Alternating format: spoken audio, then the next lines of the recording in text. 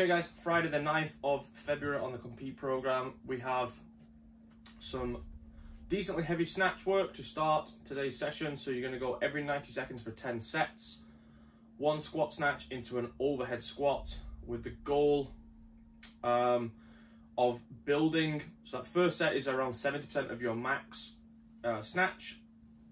You're building across the sets. The last 3 sets should all be somewhere in the 90% range. So you'll see just a very small gap there, 88 to 92%, just basically plus or minus just over that 90% range, and you're trying to hit all 3 of your last sets at that weight. And like it says there, avoiding the temptation to build heavy. We maxed out last week under fatigue, and then we're going to have more chances to do that coming up soon. Today we're looking more at just consistency at that top end level. After that, you've got the decently heavy back squats, and then it is leaderboard time.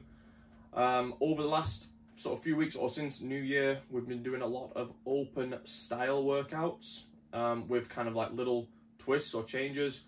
This week we're just going for a straight repeat. It's relatively recent, 2018, so a lot of you will have done this workout before, so you have a chance to look on the leaderboard and compare scores to what you've done if you've been doing this for sort of 5 years or more. And I've put in some scores to go for. So the workout is a 20-minute AMRAP of 8 toes to bar, 10 dumbbell hang clean and jerks, and then 14/12 calorie row. The probably one main thing to remember is that a dumbbell hang clean and jerks is split 5 and 5 per arm. So you don't have to alternate, you have to go 5 and then 5. It's a high-paced workout, very classic open, in that it's a relatively small rep schemes with a fast sort of turnover time. You're going to save a huge amount of time in this workout on transitions. There is a heck of a lot of transitions if you add them all up. So really moving from piece to piece as fast as you can, and then just smooth while you're moving. So the toes to bar nice and smooth, the hang clean's nice and smooth, and then the rowing doesn't need to be a super aggressive pace. If you can just be consistently hard in your pace, but doesn't need to be super aggressive, if you will make that time up on the transitions very easily. So try and push there. You'll see some scores. So elite level scores from 2018 is 14 or more rounds. If this was a repeated workout, you would see probably an extra full round on that for elite scores this year, because just the way that it trends, people are getting fitter.